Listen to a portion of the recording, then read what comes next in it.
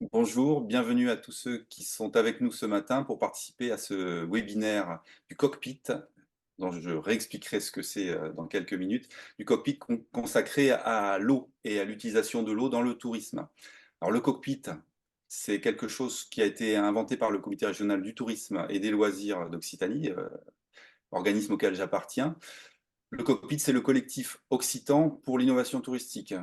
L'objectif de ce collectif, c'est d'inspirer, de partager et de rendre possible des projets dans un contexte complexe que vous connaissez tous, c'est-à-dire un- un secteur touristique qui est confronté à des enjeux nouveaux, à des questionnements importants, des changements de modèle à venir de manière évidente. Donc, il faut, pour pouvoir faire face à ces enjeux-là, faire appel à l'innovation. Donc, c'est l'initiative, c'est l'objet de ce cockpit, donc de trouver l'inspiration et puis surtout d'être capable d'aller vers des solutions concrètes, d'aborder les questions, de partager des constats, de faire des constats les plus objectifs possibles et puis d'aller vers des solutions. Euh, pour faire émerger ces solutions, c'est entouré de compétences. On travaille notamment essentiellement avec Open Tourism Lab, à qui je vais donner la parole, à Elodie Geoffroy, à qui je vais donner la parole dans quelques minutes. Et on organise, certains d'entre vous ont peut-être déjà participé à des sessions de cockpit, à un ou deux cockpits par an. Celui-là se fait sous forme de webinaire. Il y aura d'autres formes, peut-être plus originales, euh, pour lesquelles on vous demandera de participer. Le sujet, alors évidemment, l'eau et le tourisme, c'est un couple important dans l'activité touristique. On va être clair, on va être humble, on ne va pas traiter le sujet de manière intégrale aujourd'hui dans toutes ses dimensions. On pourrait parler de beaucoup de choses, on pourrait parler d'agriculture, on pourrait parler de neige artificielle, on pourrait parler de pas mal de sujets différents. Aujourd'hui, on va vous proposer de nous concentrer sur les enjeux liés à l'organisation de la gestion de l'eau dans le tourisme, dans le secteur du tourisme. Comment on fait des économies, comment on réutilise l'eau, comment on l'utilise de manière plus durable. Voilà, tout un sujet déjà très très important qu'on n'abordera pas lui non plus dans son intégralité, mais qui nous permettra d'aborder pas mal de questions. C'est un sujet qui est très important pour le Comité régional du tourisme et des loisirs, pour la région. Hein, on est très impliqué, notamment dans une démarche qui s'appelle What Save Reuse, mais je pense que Yvan va nous en parler tout à l'heure avec ADOC, avec Aquavalley, donc à travers toutes les démarches qu'on met en place autour du label qualité tourisme Occitanie Sud de France, et puis à la place qu'on occupe aux côtés de la région, autour du plan eau de la région. Mais j'en dirai pas plus, et je donne la parole à Elodie, qui va nous Oui, présenter un peu plus les intervenants et le programme de la matinée. Et encore une fois, merci d'être là. merci Dominique. Bonjour à tous. Alors du coup, ce matin, pour traiter de cette question, on a le plaisir d'accueillir 5 intervenants. Donc, merci déjà à tous pour votre participation à ce webinaire. Donc Dominique l'a dit, mais tout au long du webinaire, vous pourrez poser vos questions et on n'hésitera pas en tout cas à interroger les intervenants pour qu'ils puissent apporter les réponses à celles-ci. Donc on vous propose un déroulé assez simple avec un peu de temps à la fin aussi hein, pour encore poser des questions pour ceux qui en auraient ou celles qu'on n'aurait pas encore traitées. On démarrera avec un regard d'expert sur le contexte et les enjeux. Et on aura ensuite des retours d'expérience d'acteurs sur des initiatives qui ont été mises en place ou qui vont être mises en place pour une meilleure gestion de la ressource en eau. Et on terminera également avec la présentation de 2 solutions innovantes qui proposent donc des solutions pour optimiser la gestion de la ressource en eau auprès des acteurs du tourisme, public ou privé, ça dépend. Voilà. Donc, merci à tous d'être présents. Euh, on va démarrer du coup avec vous, Yvan. Bonjour. Vous êtes directeur Bonjour. général du pôle de compétitivité d'Aquavalley.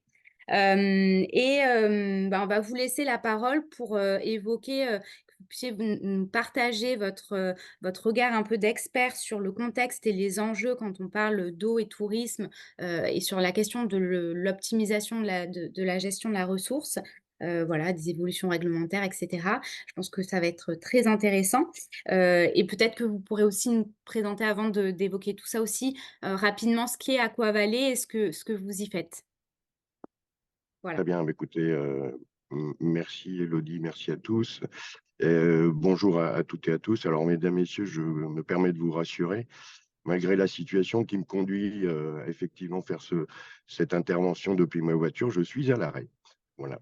Donc, je voudrais bien m'excuser donc du coup de la présentation. Donc, effectivement, je dirige le pôle Aquavalais. Le pôle Aquavalais, c'est un écosystème donc, qui est basé à la fois sur la région Occitanie et la région Provence-Alpes-Côte d'Azur et qui réunit 250 acteurs de spécialité sur l'ensemble des sujets de l'eau, dont 220 entreprises et 25 laboratoires de recherche, de formation et d'université.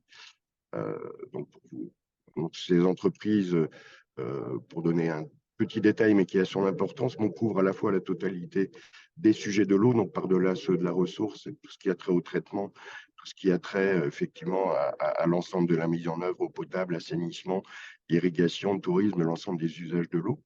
Et nos scientifiques, sur l'ensemble du territoire, pèsent 2 tiers du savoir-faire de la recherche française dans le domaine de l'eau, et Montpellier, la première université française en écologie. Voilà, donc ce sont des points d'importance avec notamment le centre UNESCO sur l'eau qui a été labellisé il y a 2 ans et donc qui est le seul centre UNESCO sur l'eau en France, reconnu pour son interdisciplinarité. Alors ces éléments sont effectivement d'importance dans la mesure où on a un véritable écosystème qui permet à la fois sur les aspects scientifiques d'anticiper et de travailler sur l'évolution du changement du climat et les impacts sur la ressource en eau, puisque 90% des sujets d'adaptation au changement climatique concernent les sujets de l'eau. Et d'un autre côté, de pouvoir effectivement avoir un écosystème qui propose des solutions. On va peut-être passer à la diapositive Oui. suivante pour donner rapidement des éléments de contexte que je vais rappeler brièvement. On a en moyenne 1,6 milliard d'eau qui sont annuellement prélevés en Occitanie, essentiellement sur l'agriculture et l'industrie en termes d'usage économique et notamment l'industrie du tourisme. Je ne vous fais pas le détail et je vous fais l'économie de l'importance de l'eau dans nos régions. Dans notre région et on a un état des masses d'eau, je ne vous fais part que de la partie quantitative qui nous intéresse aujourd'hui, mais on a également un état des masses d'eau d'un point de vue qualitatif. Et d'un point de vue quantitatif, sur la carte que vous avez en bas à droite, on a effectivement tout ce qui est en bleu, c'est un état, on va dire, plutôt correct. En jaune, ça se dégrade et en couleur un peu plus marron clair, c'est un état des masses d'eau qui est très dégradé en termes de déficit quantitatif. Euh, Vous le connaissez probablement, cette situation en plus évolue en fonction des 2 années de sécheresse que l'on a connues et les données régionales, c'est que le déficit alors, de 200 millions de mètres cubes annuels en termes de ressources en eau, à mettre au regard des 1,6 milliard de mètres cubes d'eau prélevés annuellement.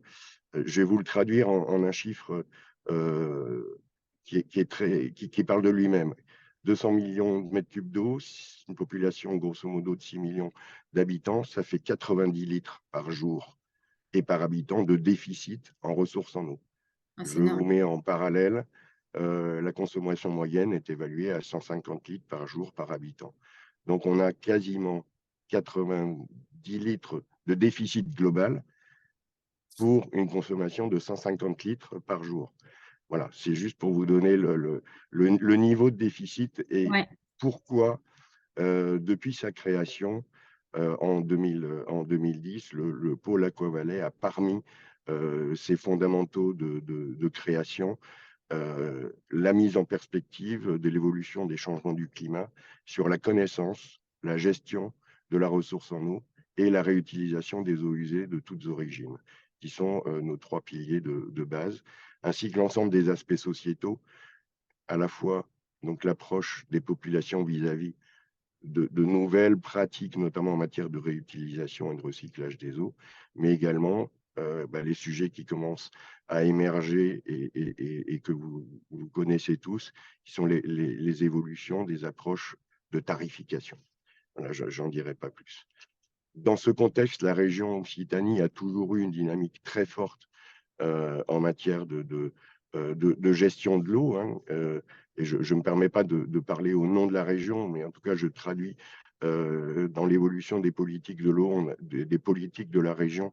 L'eau a toujours eu effectivement une importance primordiale et capitale, avec notamment en juin de l'année dernière, de cette année, pardon, 2023, donc la mise en place d'un plan eau régional, donc avec une réponse encore adaptée d'un cran additionnel par rapport à ce qui se faisait. L'objectif étant justement que l'ensemble de la population, que ce soit à la fois les acteurs institutionnels et économiques, mais également les populations, soient concernés, soient mobilisés sur 3 axes piliers essentiels de ce plan eau. C'est sensibiliser, mobiliser, être exemplaire sur les enjeux de gestion de la ressource. C'est aussi optimiser les usages de l'eau, alors en alliant à la fois les aspects de sobriété, qui sont des sujets de comportement, mais également d'innovation et d'efficacité dans les usages par l'innovation, et on aura l'occasion d'y revenir. Et puis la sécurisation des besoins en eau, à la fois des milieux aquatiques, sans eau, pas de biodiversité, mais également sans eau, pas de vie et pas d'activité économique et d'alimentation des populations. Tout ça, effectivement, il y a une dynamique de partage de cette ressource en eau qui a été vécue ces derniers mois par notamment la situation de sécheresse récurrente qu'on a pu connaître. Diapositive suivante, s'il vous plaît. Alors, je ne vais pas rentrer dans effectivement tous les éléments de détail, mais ce que je voudrais faire ressortir aujourd'hui en 5 points, c'est premièrement, on a une évolution des impacts du manque d'eau sur l'activité économique.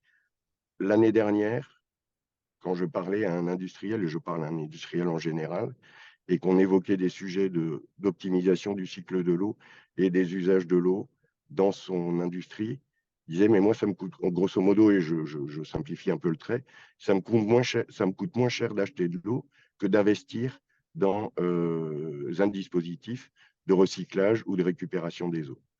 Au jour d'aujourd'hui, avec le potentiel couperet que constituent les arrêtés sécheresse, l'impact il est différent. C'est qu'en fait, c'est un impact direct de l'activité économique qui peut être arrêté. Et il y a des industries qui, en région, sont arrêtées parce qu'elles sont considérées comme trop consommatrices en eau. Et donc là, on a un impact sur le bilan de l'entreprise parce qu'il n'y a plus d'activité, il n'y a plus de chiffre d'affaires, il n'y a plus d'entrée.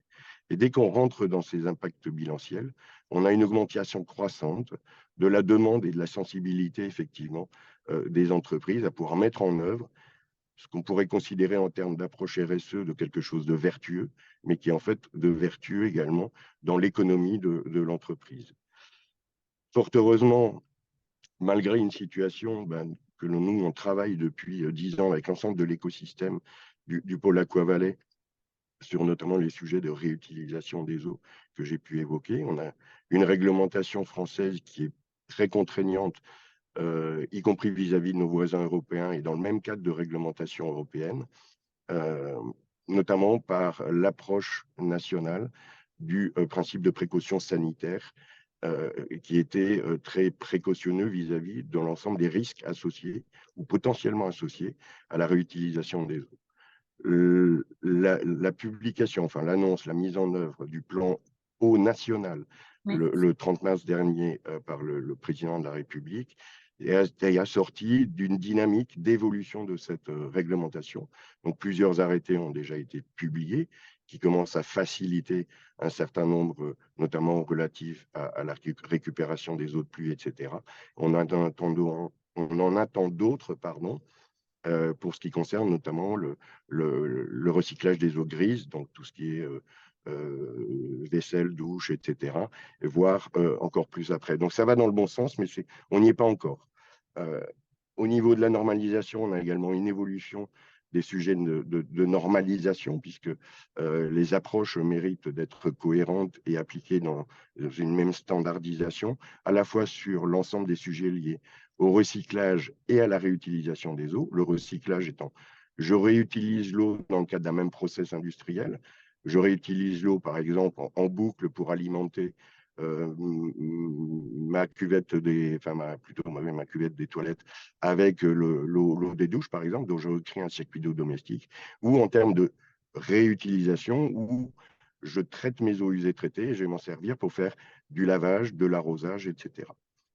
Et un certain nombre de ces dispositions ont été anticipées depuis plusieurs dizaines d'années en fait par nos entreprises. Les solutions sont existantes, elles sont prêtes à être mises en œuvre. De façon individuelle, vous aurez une présentation notamment par Aquatech Innovation tout à l'heure, qui est une de nos entreprises de spécialité, mais également par un assemblage de compétences entre plusieurs entreprises qui vont apporter leur contribution. Et ça, c'est le rôle d'Aquavalais. Également, de pouvoir catalyser les savoir-faire de ces différentes entreprises, notamment petites et moyennes entreprises, pour aller ensemble répondre aux besoins de l'industrie, aux besoins des utilisateurs de l'eau. Et ces actions se sont traduites également dans une dynamique qui est portée par l'Eurorégion Pyrénées-Méditerranée, qui rassemble l'Occitanie, la Catalogne et les Baléares, avec une petite faute de frappe qu'on ajustera, au travers d'un projet européen, le projet LIFE Watt Save Reuse, qui est mis en œuvre pour la partie Occitanie par ADOC, l'Agence de développement économique d'Occitanie, en lien avec Aquavalais. L'objectif de ce projet étant de pouvoir travailler sur l'ensemble de ces trois régions, sur à la fois des dynamiques de sensibilisation, d'évolution des consommations en eau, à la fois par l'économie d'eau, le recyclage et la réutilisation lorsqu'elles sont possibles. Ça permet également de confronter les expériences, de voir où sont les points d'achoppement et les marges de progrès entre les trois territoires, et de faire remonter au niveau de la Commission européenne des propositions également d'évolution de la réglementation en lien avec les réalités. Là, c'est dans l'industrie spécifique de tourisme. Quand ce projet a été conçu et a démarré en 2019, on avait ambitionné de pouvoir impacter une réduction de 30% de la consommation en eau dans le tourisme. Et je ne vais pas dire qu'on était un petit peu devin, mais les efforts qui ont été faits pendant la période estivale 2023, on arrive à ces 30% sur une partie du territoire, notamment lorsqu'elle a été confrontée au risque sécheresse. Donc, quelque part, c'est possible, mais il est nécessaire d'éduquer, il est nécessaire de sensibiliser à la fois les touristes, quels qu'ils soient. Ce n'est pas parce qu'on va en vacances qu'on peut gaspiller de l'eau. Et à la fois également l'ensemble de la chaîne des professionnels, qu'ils soient publics ou privés, intervenants ou exploitants d'industrie du tourisme. Et on a dans ce cadre-là, on vous mettra le lien dans les présentations qui sera diffusée. Nous avons consolidé l'ensemble de ces solutions existantes au travers on va dire, d'un début de répertoire de solutions, d'un début de référentiel de solutions. Vous pourrez, lorsque vous le constituez, voir qu'il est un peu dichotomique.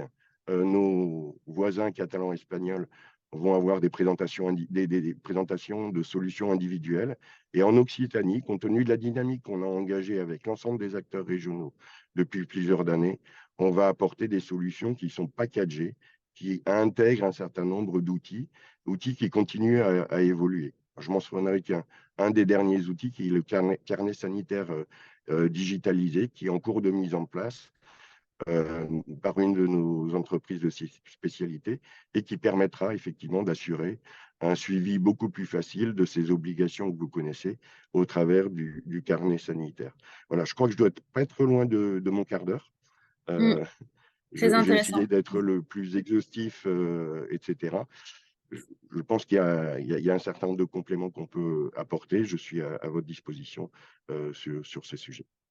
Merci beaucoup Yvan. Effectivement, ce référentiel sur, voilà, qui fait un peu un état des technologies d'économie de réutilisation, et d'utilisation durable de l'eau pour le secteur du tourisme fait dans le cadre de ce programme européen. On va vous partager, voilà, le lien dans le chat. Il est très, très bien fait. Il résume vraiment, enfin, en tout cas, ça répond à cet enjeu de sensibilisation, d'éducation et de formation parce que, voilà, quand on utilise, quand on parle de ces questions-là, c'est vrai que c'est parfois un peu compliqué de savoir s'y retrouver, savoir à qui s'adresser.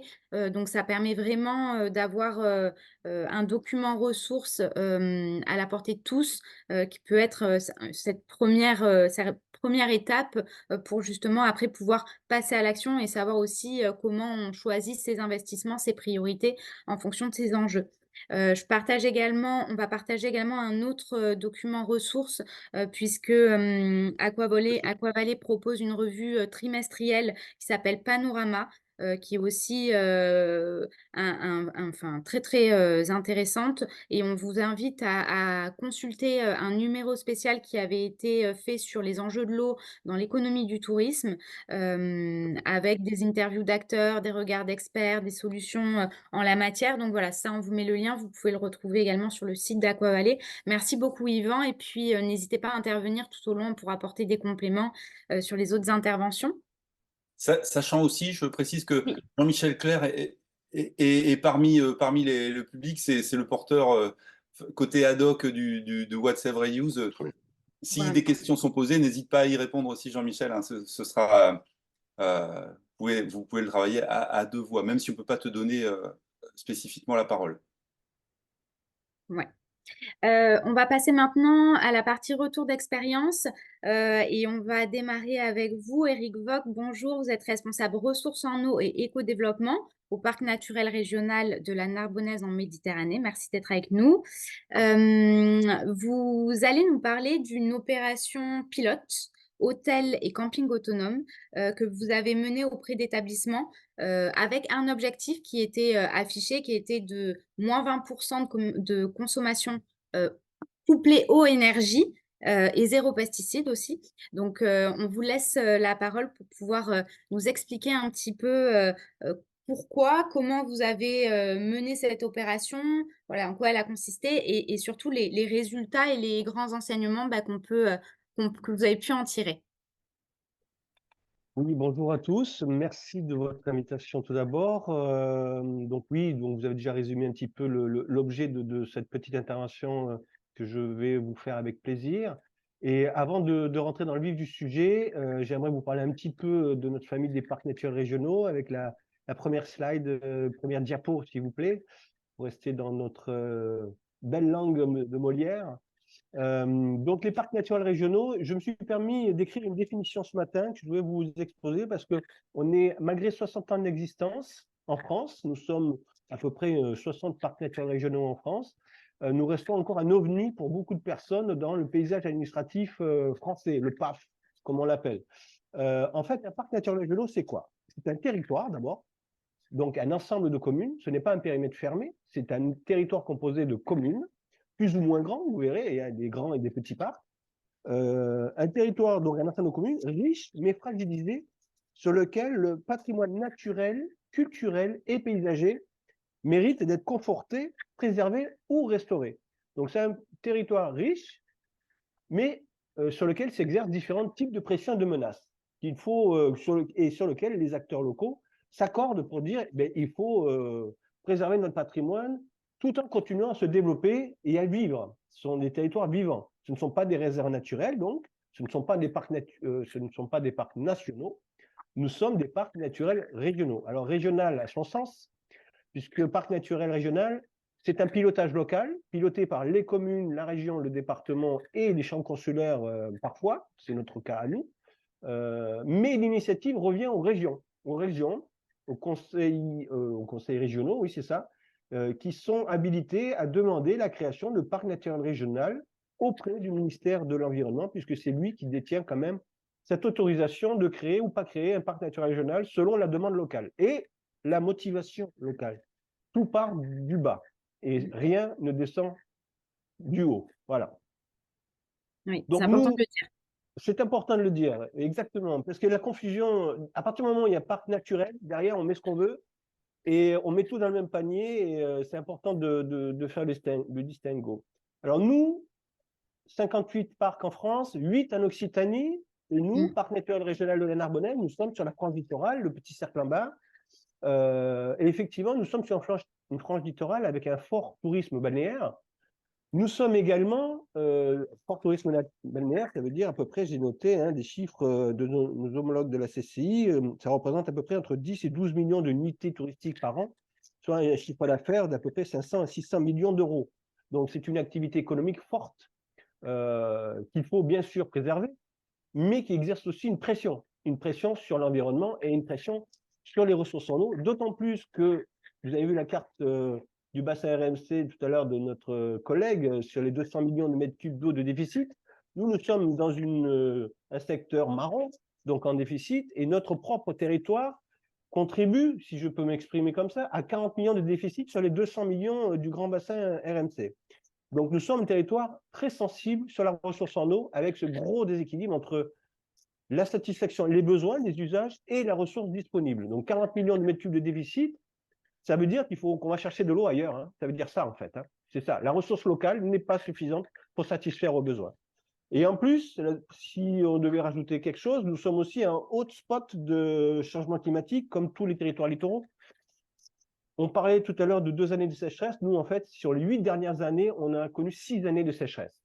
Donc, elles ne sont pas consécutives, mais vous voyez, 6 sur 8, on en arrive aujourd'hui à des territoires un peu à bout de souffle. C'est pour ça qu'il y a une dynamique locale. Diapositive suivante, s'il vous plaît. Une dynamique locale pour faire face à cette situation particulière, de faire action tout azimut sur les économies d'eau. Ce territoire, je vous en ai exposé quelques-unes à titre d'exemple, hein, selon différents axes. Les axes purement de la recherche et de l'expérimentation, pratique, je dis bien pratique, hein, il ne s'agit pas de faire de la recherche fondamentale, il s'agit de trouver des solutions pour s'adapter à cette situation de déficit et de changement climatique. Donc des programmes, comme ça a été évoqué tout à l'heure, pour la réutilisation des eaux usées sorties de stations d'épuration. Le Grand Narbonne, notre comité d'agglomération, fait partie des pionniers en la matière en France. Donc aujourd'hui, il y a une reuse opérationnelle sur notre territoire, il y en a même 2 d'ailleurs. Des problèmes de salinité, parce que déficit de ressources en eau veut dire aussi remontée de sel. Donc ça, c'est des effets collatéraux auxquels on ne pense pas non souvent. On travaille avec le monde agricole. Il y a des projets d'aménagement en dur, les travaux. Tout ce qui concerne les fuites sur réseau. Les fuites sur réseau, alors il y a les collectivités qui travaillent sur le réseau d'eau potable, mais aussi le monde agricole avec des contrats, le contrat de canal de la Roubine. Il y a d'autres contrats de canaux sur le territoire d'Occitanie qui visent à étanchéifier autant que possible, parce qu'on n'a jamais le 100%. Tout ce qui est réseau hydraulique agricole, que ce soit les canaux, mais aussi les ouvrages de prélèvement. Et puis, notre particularité, nous, parcs, on essaye d'apporter une petite pierre supplémentaire, c'est les opérations auprès des usagers et des consommateurs à travers 3 opérations que l'on mène depuis quelques années, qui ne sont pas continues, mais sur lesquelles on a un retour d'expérience, ce qu'on appelait les défis économes, et auprès des différentes catégories d'usagers, que ce soit les particuliers, donc les habitants, les consommations domestiques, le défi famille, les communes avec les consommations publiques, hein, donc la collectivité, l'arrosage, des espaces verts, des complexes sportifs, etc., des bâtiments publics aussi. Et puis, effectivement, forte activité touristique, on ne pouvait pas donc ne pas tendre la perche vers le monde professionnel du tourisme et en montant une opération dite pilote, hôtel et camping économe, sur lequel je vais rentrer un peu plus dans le vif du sujet maintenant. La diapo suivante. Alors, ça a été dit en introduction, pardon. Oui, nous, on fonctionne toujours sur le même principe. Les défis économes, ça a été de lancer des challenges à un panel de volontaires, que ce soit des familles, des collectivités ou des professionnels du tourisme. Challenge qui n'était pas du tout utopique, hein. On savait que c'était jouable et on leur a proposé, si vous souhaitez, on vous accompagne pour relever un défi de moins 20% de consommation sur l'eau, l'énergie et zéro pesticide pour ce qui est des espaces verts, notamment dans les campings. Alors ce challenge, cette approche couplée, elle est volontaire parce que par exemple pour l'eau et l'énergie, on verra que dans les logiques de gestion d'établissement, ce sont les mêmes logiques. Donc il était absurde de s'occuper de l'eau sans s'occuper de l'énergie et vice versa. Et qui plus est, ça doublait les économies en euros. parce qu'en fait, la plus-value, l'approche que nous, on a développée auprès de professionnels du tourisme, c'est une plus-value. J'ai inventé un mot pour vous aujourd'hui, écolomique. Donc, économique, c'est la contraction entre écologique et économique. Je pense que ça parle de lui-même. Et bien évidemment, le but final, c'est de faire des économies sur la pression de la ressource en eau, mais c'est aussi de faire des économies sur les charges de l'établissement. L'eau, c'est un coût, l'énergie, c'est un coût, et encore plus aujourd'hui qu'hier. Donc, la motivation, elle est double. Mais il ne faut pas pleurer. Notre perche a d'abord été économique, et on dit en même temps, on va faire des économies écologiques. Et avec un principe, c'est qu'on a tendu la perche pour faire des actions vraiment très, très simples, des actions pratico-pratiques. C'est pour ça qu'on savait que le moins 20%, qui n'est pas une ambition démesurée, moins 20%, mais on savait qu'on pouvait l'atteindre avec des choses extrêmement simples, pratico-pratiques, ce qu'on a appelé des actions de premier niveau, dites sans regret, c'est-à-dire il ne faut pas s'empêcher de les faire. Quoi qu'il arrive, il y aura un bénéfice au bout, même s'il n'est pas aussi important qu'on l'espérait, mais il y aura un bénéfice. Et surtout, elles sont à effet immédiat, elles sont simples de mise en œuvre. N'importe quel bricoleur, c'est-à-dire le gérant lui-même de l'établissement, s'il est un peu débrouillard, il pouvait les faire. Donc, notre méthode, elle a consisté en 4 étapes. D'abord, on a fait appel à un auditeur, un expert qui est venu auditer, je ne sais pas comment il faut dire, examiner les consommations de chaque établissement, donc un audit externalisé pour déterminer des préconisations personnalisées, donc une feuille de route, hein, ce qui va pas dans l'établissement, en ayant analysé chaque point de puisage, chaque point de consommation de l'établissement, et en ayant déterminé en face ce qu'il fallait faire ou ne pas faire pour améliorer la situation. Donc la situation, ça veut dire déjà se situer. Se situer, ça veut dire connaître ses consommations. Et quand on connaît ses consommations, ne serait-ce que relever son compteur, on peut aussi connaître ses dérives. Et une fuite sur un compteur, ça se voit. Et si on ne va pas voir son compteur, ça ne se voit pas. Et à la fin, on reçoit la facture et on est surpris. C'est des choses très terre-à-terre dont on parle dans cette opération. Mais de bon sens, c'est très terre-à-terre, mais qui n'était pas tant que ça appliqué. Et il a suffi remettre l'église au milieu du village. Et les gens se sont appropriés très facilement. Ils ont compris qu'il fallait suivre ces consommations, peut-être pas par semaine, mais au moins une fois par mois, plutôt que d'attendre sa facture bisannuelle ou annuelle. Ça, c'est un premier point. Des choses simples, sont des choses simples, mais qui permettent déjà de sensibiliser, d'éduquer et de commencer par des actions concrètes qui sont qu'on peut facilement mettre en place, effectivement. Et qui ne coûtent rien. Et qui ne coûtent rien. Et qui ne coûtent rien. Ça s'appelle de la gestion. Donc, les actions de gestion. Puis après, effectivement, ces actions de gestion, on a déterminé pour chaque point de prélèvement d'eau, donc le robinet, la douche, les toilettes de l'établissement, quelles étaient les valeurs cibles que l'on pouvait atteindre, que le gérant souhaitait atteindre. Il faut savoir qu'un robinet standard sans aucun dispositif, le débit est de 12 litres par minute. 12 litres par minute, c'est 2 packs d'eau familiale par minute qui s'écoulent d'un robinet standard. Pour les douches, c'est 18 litres par minute. Donc ça, c'est le maximum. C'est ce qui n'est pas tolérable. Et c'est surtout ce qui n'a pas besoin d'autant de débit pour satisfaire aux besoins d'une douche ou de se laver les mains. Donc en face, il faut savoir qu'on peut réduire ces débits avec des équipements très simples, régulateurs, avec les douches, etc.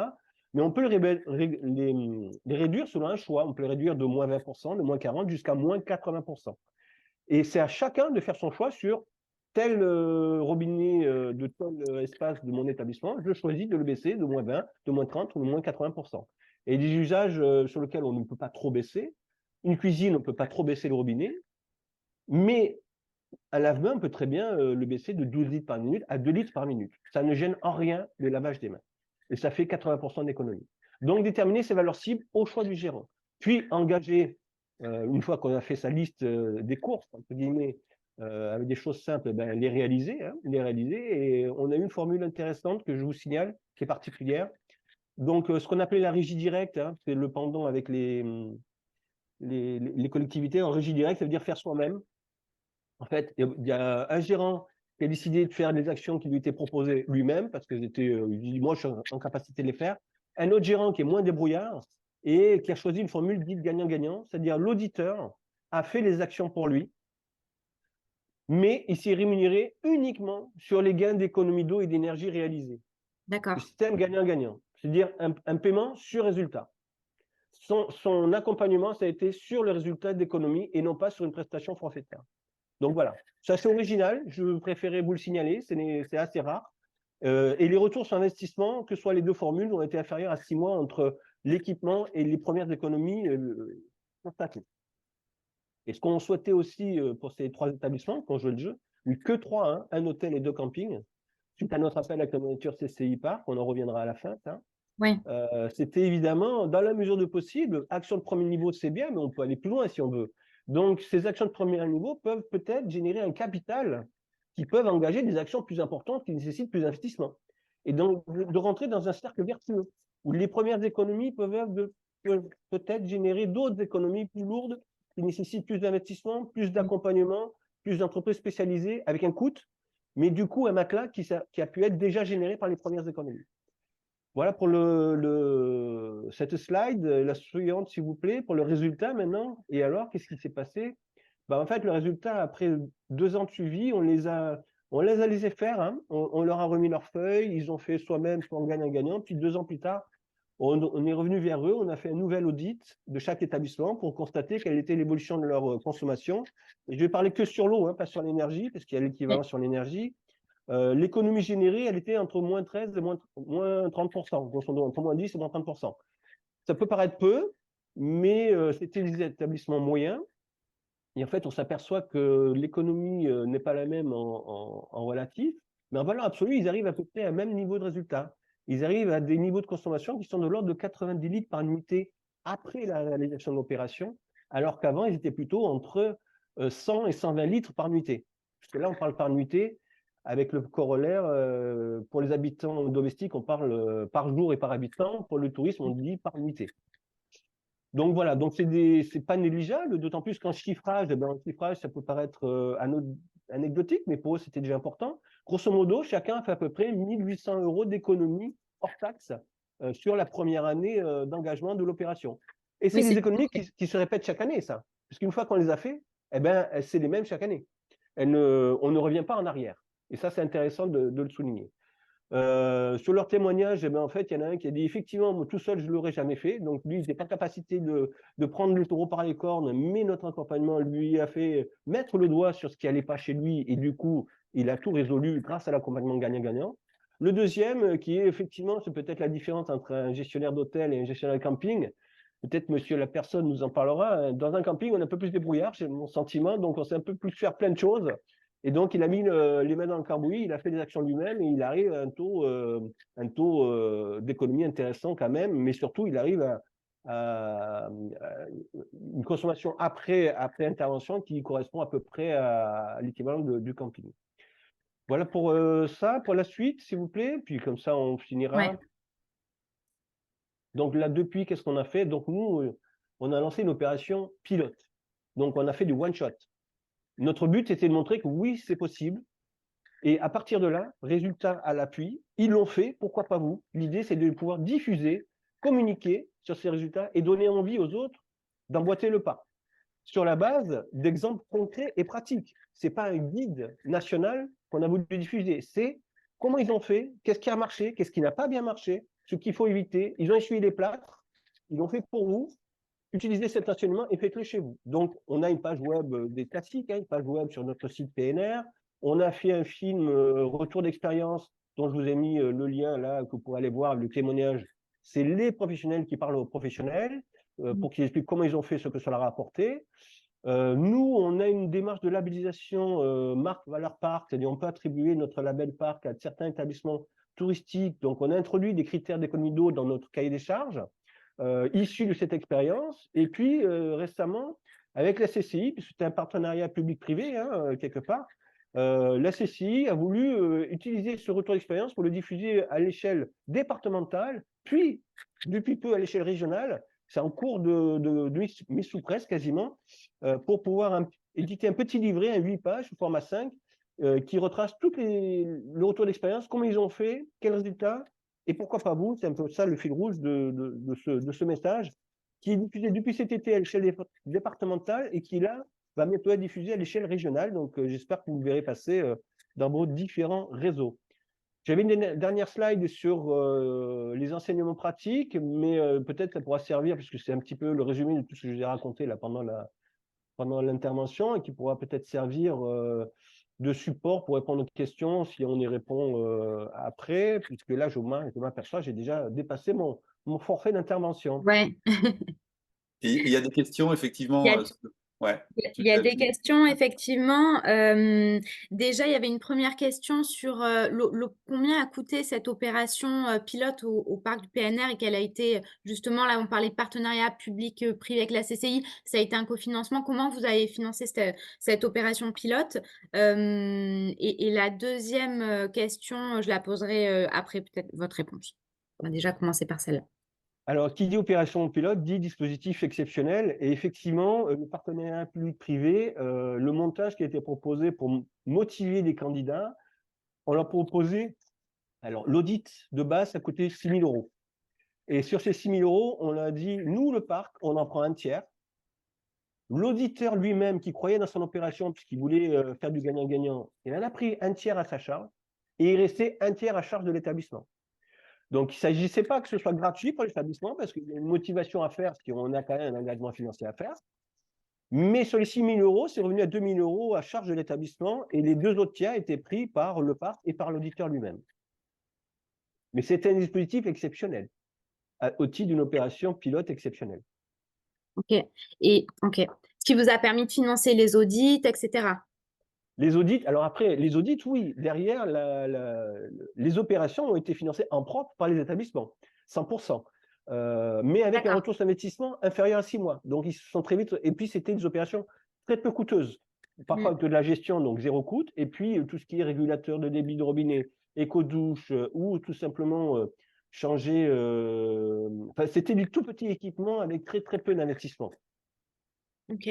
En tout cas, c'est très, très intéressant de voir ce retour d'expérience-là, en tout cas de l'avoir. Et ça montre aussi le rôle que peuvent jouer justement les OGD, les parcs aussi, justement, dans cette sensibilisation, cette formation, et puis l'appel à l'action pour les professionnels qui, voilà, n'auraient pour certains jamais fait s'il n'y avait pas eu cette opération. Donc, c'est très intéressant. Et sur le rôle de capitalisation, de valorisation de ces actions qui peuvent être diffusées ensuite aux autres établissements et aux autres acteurs professionnels pour pouvoir les aider également. Donc, C'est ça. Et si je voudrais, je voudrais insister un peu, c'était pas notre rôle, hein. Nous, c'était opération one shot, mais derrière, effectivement, on s'aperçoit qu'il y a beaucoup de difficultés à diffuser. Donc, c'est très bien, ce genre de moment sert à ça, mais on a eu du mal à trouver des relais locaux pour pouvoir porter l'action, pour reprendre notre terme, auprès de la filière. Alors là, on a redémarré quelque chose avec la CCI, on verra si ça porte ses fruits, mais la difficulté, c'est ça, c'est passer du pilote à la massification. C'est la grande difficulté. d'accord. Mais c'est intéressant en tout cas de le relever aussi. Merci Eric. Merci à vous. On va du coup enchaîner avec Stéphane Lapersonne. Bonjour Stéphane, donc, vous êtes chargé de mission RSE au camping Le Dauphin. Vous êtes fraîchement lauréat d'un AMI qui a été lancé par l'Agence de l'eau et qui va guider vos actions et vos réflexions sur les prochains mois pour mettre en place justement des mesures concrètes avec tout un plan que vous allez nous présenter pour optimiser la gestion de la ressource en eau. Vous n'êtes pas le seul camping qui va bénéficier de cet AMI, mais vous allez nous en dire un peu plus. On vous laisse la parole. Très bien. Déjà, bonjour et merci d'avoir l'occasion de participer à ce webinaire. Pour faire le lien avec la PNR narbonnaise, j'espère que ça fera des petits dans les autres territoires. Voilà, la démarche qu'on a lancée est à peu près similaire, vous allez vite le comprendre. Alors déjà, donc oui, en effet, je travaille pour le camping Le Dauphin, mais aussi pour les autres structures connexes à ce camping. Il y a 2 restaurants, une exploitation agricole et un futur projet, un éco-camping en développement actuellement. Je m'occupe de tous les projets de développement et ils sont, comme vous l'avez dit en introduction, chapeautés par une démarche RSE qu'on vient d'initier depuis 6 mois à peu près. Donc la volonté d'aller vers cette AMI, initialement, on voulait y répondre seul, nous, le camping Le Dauphin. Dans ce contexte de sécheresse, c'était évident pour nous. Pourquoi cette AMI? Parce que l'AMI, donc de l'agence de l'eau RMC, donc vous voyez les bassins versants et les territoires concernés sur la diapositive. Pourquoi? Parce que c'était un appel à manifestation d'intérêt qui proposait d'aller subventionner jusqu'à 70% de tous les travaux, mais aussi de l'ingénierie, de l'accompagnement, de la formation, de la sensibilisation. Donc ça nous paraissait vraiment judicieux d'y aller. Et en lisant comment dire, les critères de jugement de notre offre, on a vu qu'il recherchait une logique systémique, excusez-moi, une approche globale en réalité, aussi bien sur les territoires que sur les partenaires. Il voulait une démarche exemplaire ou innovante, une démarche territoriale, collective également. Et on s'est dit que c'était peut-être un peu ridicule d'y répondre seul. Et on a contacté la FNHPA, donc notre fédération nationale, pour savoir s'ils étaient intéressés pour une réponse globale. Voilà. Donc la FNHPA a répondu présent à ce niveau-là. Voilà la diapo suivante, merci. Donc, pourquoi cette approche globale? On l'a esquissé, on l'a dit un peu plus haut. C'est vrai que nous, la plupart des campings, je dis bien la plupart, hein, on a un peu la tête dans le guidon. On fait nos travaux un peu dans l'urgence. On a souvent 6 mois pour les faire entre deux saisons. Et ça tend vers du bricolage parfois. Et on a besoin de prendre du recul. Et ce recul nécessite du temps d'ingénierie et c'est assez complexe de le trouver. Et il faut avoir les compétences en interne pour le faire. Pourquoi? Parce que la plupart de nos travaux sont souvent réalisés en interne et on reproduit un petit peu dans l'urgence ce qu'on sait faire. Au mieux, on répond présent à toutes les sollicitations. Et je ne sais pas si c'est pareil pour mes confrères, mais j'imagine que oui, sur les sollicitations des C2E qui nous permettent de mettre en place du calorifugage, changement des robinets, de l'éclairage en LED et autres. Mais on considère que ce n'est pas assez compte tenu du défi qu'il y a à relever. Donc, on s'est rapproché de la FNHPA et on a proposé un schéma type que vous avez sous les yeux.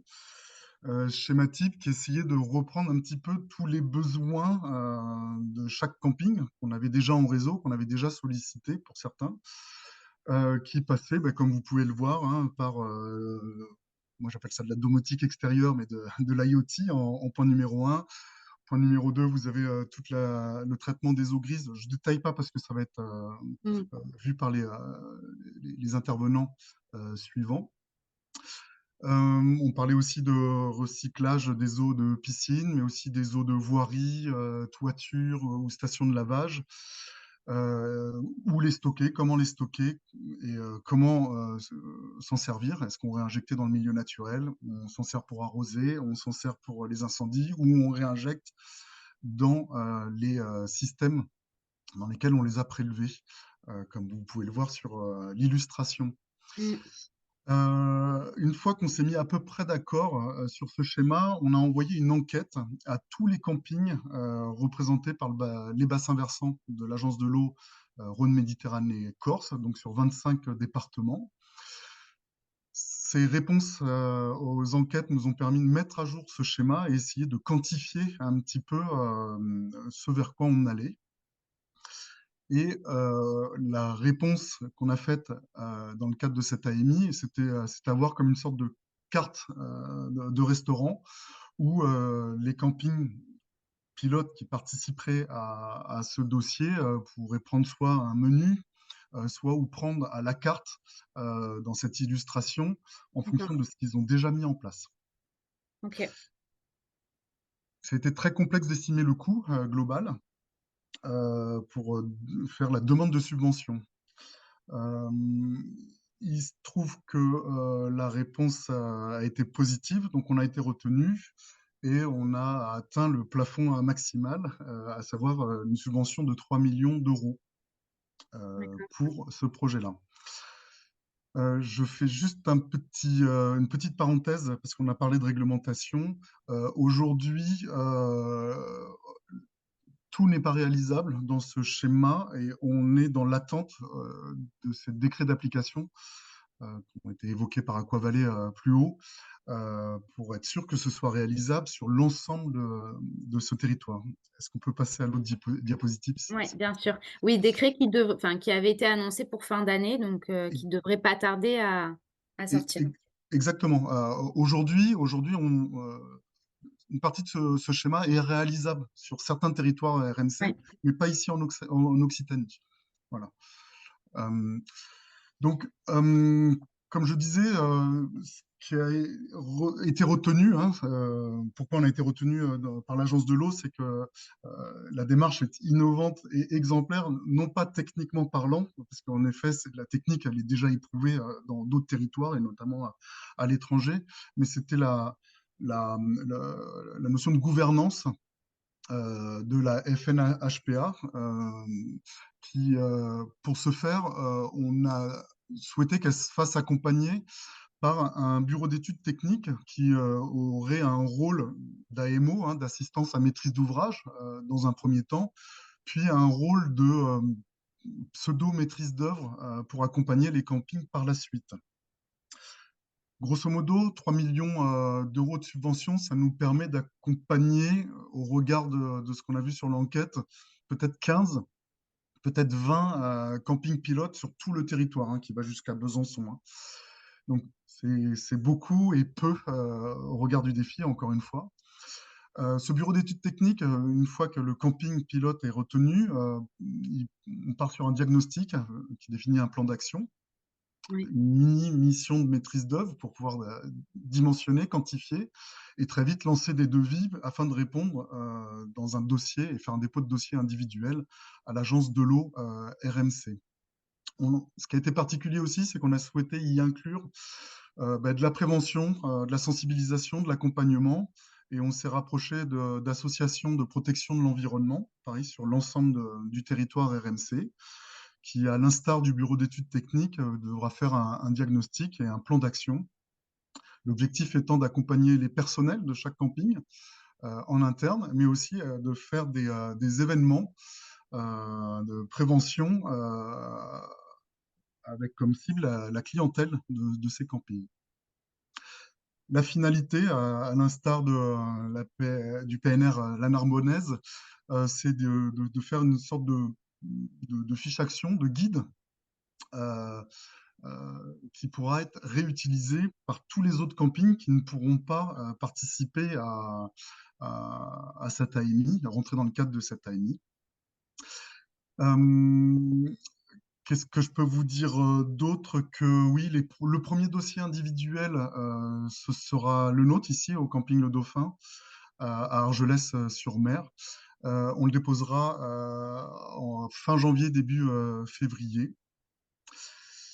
Et l'objectif final derrière ça, c'est d'éprouver ce système de gouvernance nationale, d'éprouver un petit peu tous nos outils et d'être prêt pour la future vague d'AMI, de Donc, l'Agence il y de aura, l'eau, RMC et autres sur le territoire national, pour pouvoir être opérationnel le plus rapidement possible.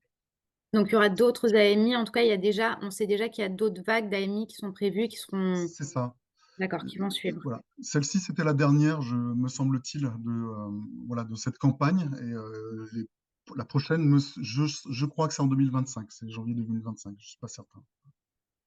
Ok. Il y a des questions très très précises hein, Ouais. sur le chat, sur le chiffrage des coûts supplémentaires en termes de consommation d'énergie liés aux pompes et au traitement des eaux grises. Oui. Est-ce que c'est dérisoire? Est-ce que c'est significatif? Est-ce que certains d'entre vous ont des éléments de réponse pour Claire sur cette question très très très pratique et précise? Oui, je pense qu'on pourra laisser répondre à Aquatech, notamment là-dessus. Mais nous, très sincèrement, dans notre camping, c'est peut-être pas le critère numéro un à ce moment-là. On va vraiment essayer de cibler la quantité d'eau qu'on va pouvoir réutiliser dans le système donné. Voilà.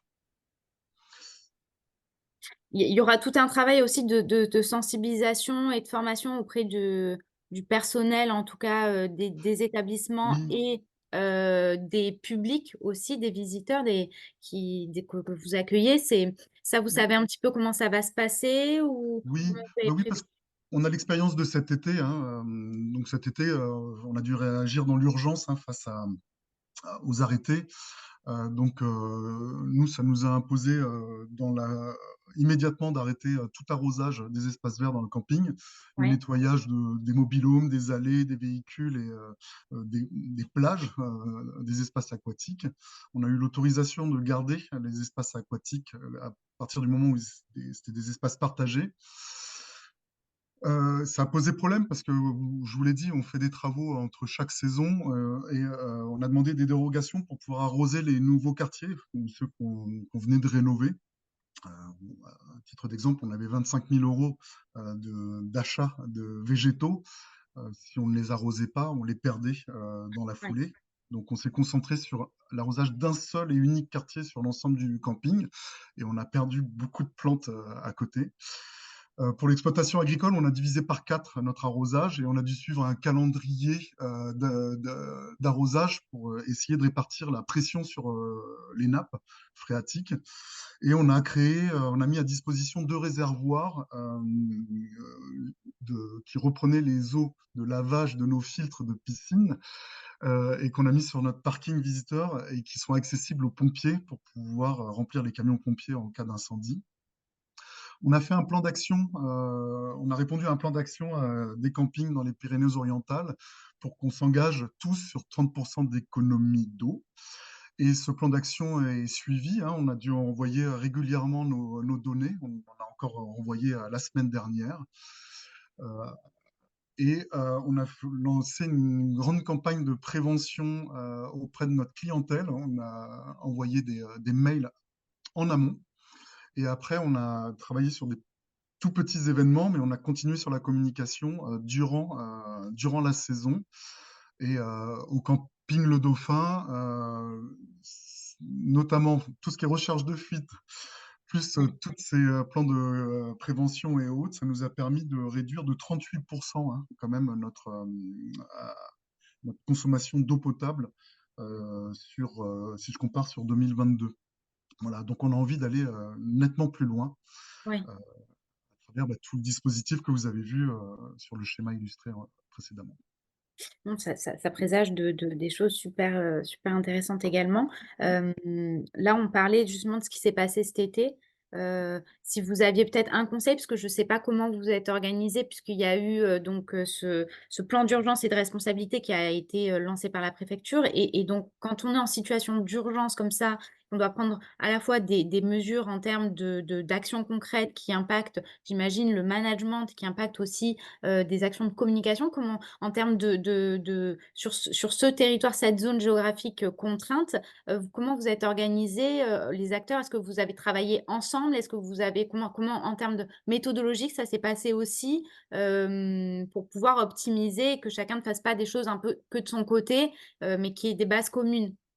Oui, alors mon directeur, hein, Paul Bessol, est le représentant de différentes associations ou représentant d'une partie de la fédération ou fédération régionale ici en local. Donc, les campings se voient très régulièrement et travaillent ensemble. À chaque fois qu'on trouve une petite innovation ou qu'on a un devis sur un prestataire, hein, je vous le dis aux prestataires suivants, on se les communique à l'échelle du territoire et très vite, on essaye d'homogénéiser, en tout cas d'avoir des connaissances communes, un socle commun et d'essayer de faire des réponses les plus ciblées au regard des retours qu'on a eus, là où ça a été le plus optimisé possible. Mais je reviens sur un point, l'urgence absolue. Nous, on a concentré nos efforts sur la recherche et la détection de fuites. Oui. On a Philippe Jonca d'IoTopics qui interviendra. Sur l'IoT, on a eu la chance depuis plus d'un an maintenant d'avoir un compteur connecté en amont. C'est technique, mais vous allez voir, c'est ce qui nous a fait faire le plus d'économies. On a pu mettre des alertes. Ces alertes, on les a positionnées notamment sur la nuit et on a su très précisément déceler les fuites dans notre camping. Et à partir de ce moment-là, on a concentré tous les efforts de toutes nos équipes techniques et espaces verts sur la recherche de cette fuite et après la réparation de cette fuite.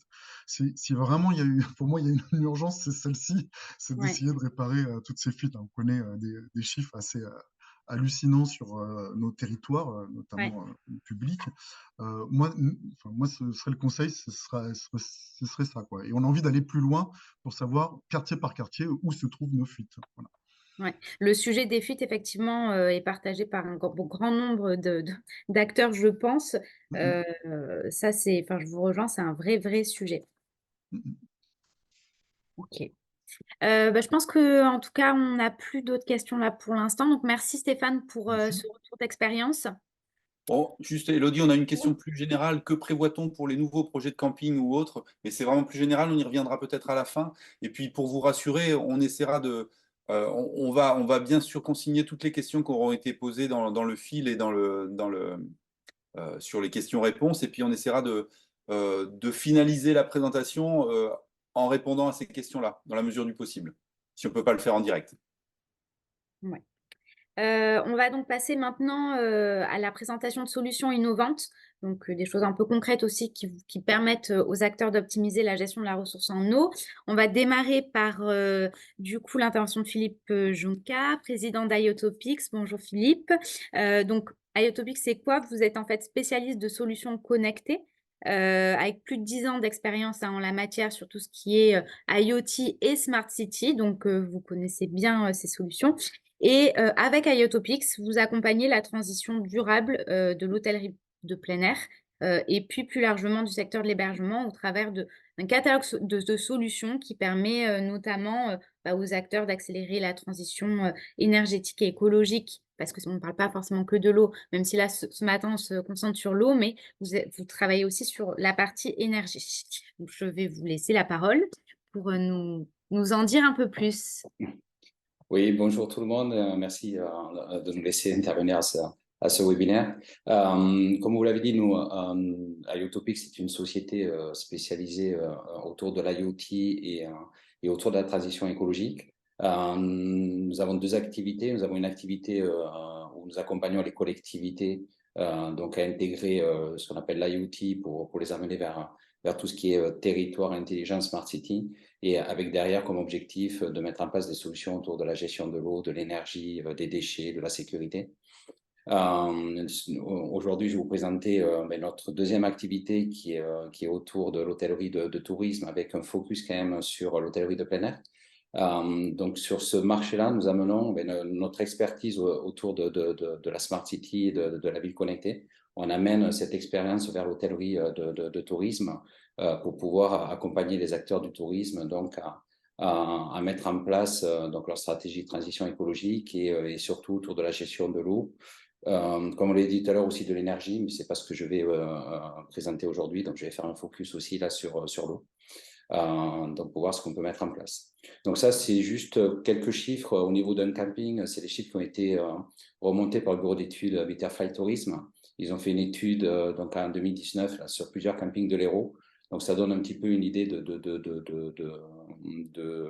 la consommation d'eau. Donc à peu près, c'est ce qu'ils ont remonté, c'est 170 litres d'eau consommée par chaque vacancier et par nuitée. Comme disait une personne tout à l'heure, donc on parle de nuitée avec dans le monde du tourisme, sachant qu'il y a à peu près 25% de l'eau qui sert à la piscine et 70% de l'eau consommée est sanitaire. Donc on voit que nous sommes quand même sur des chiffres importants, sachant qu'il y a des campings, on est largement au-delà de 170 litres par nuitée. Oui, c'est une moyenne. C'est une moyenne, exactement. Donc là, ce que je vais vous présenter, c'est les solutions que nous déployons donc sur l'hôtellerie de tourisme et surtout sur l'hôtellerie de plein air.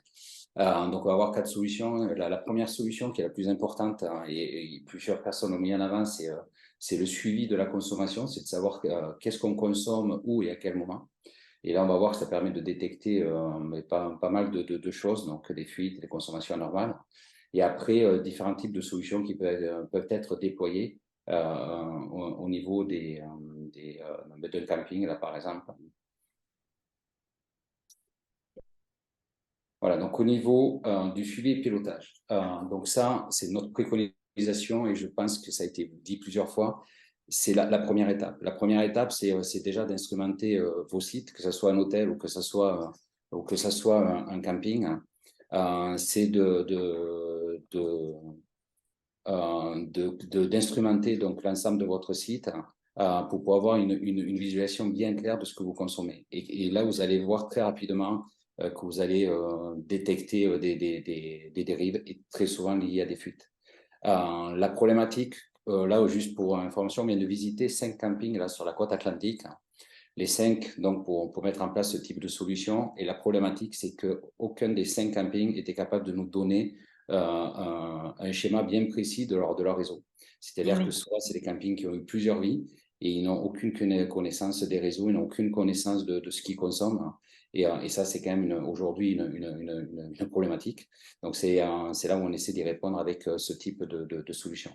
Une fois qu'on aura une vue d'ensemble gérée des consommations et qu'on aura détecté les fuites, comme l'a dit tout à l'heure Stéphane Persson, je crois qu'il a donné un chiffre de 38% de réduction juste en travaillant sur les fuites. Mais je pense que c'est déjà énorme, quoi. C'est le premier système de remédiation, je dirais, à mettre en place pour réduire la consommation d'eau. Ensuite, une fois qu'on aura déjà travaillé sur ces postes, on pourra mettre en place d'autres solutions qu'on peut mettre. Il y en a certains qu'on pourra mettre en parallèle parce qu'elles sont très simples et d'autres qui demanderont un peu plus d'investissement et de temps. Voilà, donc ça, la première chose, surtout au niveau des hébergements, parce que souvent quand on parle d'hôtellerie de tourisme, soit il y a des chambres, soit il y a beaucoup d'hébergements, et dans les campings, il y a de plus en plus d'hébergements, c'est de mettre en place des pommeaux de douche. Donc aujourd'hui, il y a même des pommeaux de douche qui permettent de descendre très bas. Donc là, je mets un exemple. Donc ça, c'est un pommeau de douche qui a été développé pour L'Oréal à travers la société JOSA.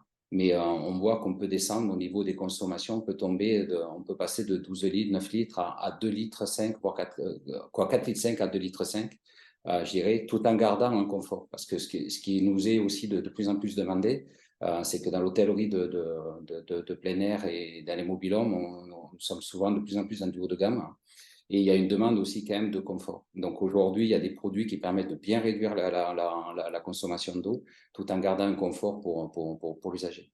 Ce qu'il faut savoir aussi, ça je fais une petite parenthèse, même si ce n'est pas le sujet aujourd'hui, c'est que le fait de réduire la consommation d'eau au niveau d'une douche permet aussi de réduire la consommation énergétique liée à l'eau chaude et qui n'est pas négligeable. Oui. Donc ça amène, il y a deux, je dirais, avantages de mettre en place ce type de solution qui prend très peu de temps à déployer. Ok. Deuxième solution, on va parler plutôt de la réutilisation des eaux. Donc ça, c'est quelque chose qu'on nous demande de plus en plus. Il y a des solutions que les deux solutions que je vais vous présenter sont des solutions déployées par des partenaires. Alors, ce que j'ai oublié de vous préciser au niveau de ce que je vais vous présenter, c'est que IotoPix travaille beaucoup avec un écosystème d'entreprises. Nous, on est spécialisé vraiment dans la partie infrastructure, transition énergétique et hypervision. C'est-à-dire que tous les produits que je vous présente là sont supervisés par nos solutions, ce qui permet aux gérants, par exemple, de camping d'avoir une vue d'ensemble de tout ce qu'ils consomment. Est-ce que tout fonctionne bien? Voilà. Donc, d'avoir un pilotage global et puis d'avoir aussi, vous êtes un peu une sorte de tiers de confiance aussi sur les solutions, enfin, justement les solutions par votre expertise que vous sélectionnez, en tout cas les partenaires avec lesquels voilà, vous êtes en réseau et vous travaillez. C'est ça, exactement. Donc, tous les systèmes sont interopérables et on met toujours en avant nos solutions. Donc, ça, c'est un point, nos partenaires, pardon, excusez-moi. Et donc, ça, c'est un point important. Donc, ça, c'est un type de solution qui peut être déployé au niveau des hôtels. On a plusieurs hôtels qui ont été déployés avec ce type de solution qui permet de récupérer les eaux grises de douche, mais aussi les eaux de laverie et de les renvoyer vers les toilettes, voire être réutilisé de nouveau au niveau de la laverie. Et ça peut être aussi ça peut être réutilisé aussi derrière, l'eau peut être réutilisée pour l'arrosage. Donc c'est une solution qui est assez facile à mettre en place, qui est design, ce qui plaît aussi au niveau des hôtels. Ça prend pas trop de place et qui permet quand même d'avoir derrière une économie d'eau de 45% sur l'eau potable associée donc aux douches et aux laveries. Donc ça, on est plutôt sur un groupe d'hébergement, on est plutôt sur des chambres d'hôtel et on est plutôt, par exemple, sur les sanitaires au niveau d'un camping. Après, on a une solution derrière de notre partenaire, ça qui est plutôt lié donc, dans le monde du camping sur les hébergements, je dirais, seuls, c'est-à-dire les hébergements locatifs. Là, on va parler de mobil-home. Donc là, c'est une solution qui est mise directement sur le mobil-home. Donc ça, c'est déployé quand les réseaux n'ont pas été prévus au niveau du camping pour pouvoir centraliser toute la récupération des eaux grises de douche. Donc ça, c'est une solution très simple qui récupère juste les eaux grises de douche et ces eaux sont renvoyées vers les toilettes. Et donc ça permet d'économiser à peu près, les chiffres qui nous sont remontés, à peu près 25% sur la consommation d'eau potable, qui est liée aux toilettes essentiellement. Donc ça, c'est aussi un produit qui est connecté, c'est-à-dire qu'on le supervise, non ce qui permet de vérifier le bon fonctionnement du système et derrière de faire une évaluation aussi du volume d'eau traité et recyclé. Donc derrière, on a la capacité de partager ces données pour faire ensuite un bilan environnemental incluant la gestion de l'eau. Très intéressant. OK. Voilà, dernière solution. Donc ça, c'est l'arrosage intelligent. Donc là, l'objectif, il y en a deux. Un, c'est d'essayer de réutiliser les eaux grises de douche, voire de piscine qui n'auraient pas été réutilisées au sein du site, soit pour les toilettes, soit pour la laverie, soit de nouveau pour la piscine. C'est de réutiliser cette eau pour l'arrosage. Donc l'objectif, c'est de la stocker, de pouvoir la réutiliser, mais c'est surtout d'arroser uniquement quand c'est nécessaire. Donc en gros, on va tenir compte de l'environnement, du niveau de pluviométrie, par exemple, du taux d'humidité dans le sol, pour savoir s'il est nécessaire d'arroser ou non sur le site. Donc ça permet aussi d'économiser à peu près 30% d'économie d'eau sur la partie arrosage. Donc, encore une fois, tout ça est interconnecté tous ces produits sont interconnectés, tous ces produits sont supervisés et ce qui permet d'avoir une vue d'ensemble donc presque de votre cycle d'eau parce qu'on va du compteur général jusqu'à ce qui est renvoyé à un moment donné vers la terre. Donc sur cette présentation, je n'ai pas abordé la partie piscine parce qu'on a un partenariat aussi avec Aquatech qui va parler tout à l'heure. Donc Geneviève Marais va présenter sa solution. Donc, et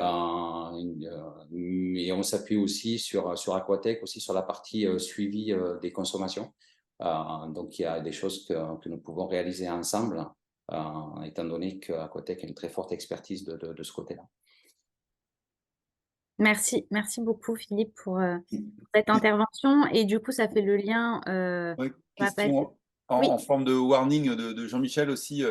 Ce type de solution, Hydraloop, qui est de conception, fabrication nord-américaine, n'est pas réellement installable aujourd'hui en ERP. Est-ce que c'est un peu la discussion qu'on avait eue en préparant ce webinaire? Parfois, il y a une confrontation entre des solutions qui existent et puis une réglementation qui n'est pas encore tout à fait adaptée. Est-ce que c'est réel? Est-ce que c'est une situation que vous rencontrez, des choses qui existent, qui pourraient permettre de faire des grosses économies, mais qui ne sont pas conformes à la réglementation? Alors, ce que je sais, c'est que chaque projet, chaque fois, il y a l'intervention de l'agence de l'eau, de l'ARS, qui intervient avant le projet, pour voir s'il est possible d'installer ou non, étant donné qu'aujourd'hui, il n'y a pas tout le monde est en attente de ces décrets. Et donc, chaque fois, il est nécessaire de faire intervenir avant l'agence de l'eau. Donc, les projets où ces solutions ont été déployées et où nous sommes présents aussi, chaque fois, l'agence de l'eau a validé la solution pour que ça puisse être utilisé et déployé.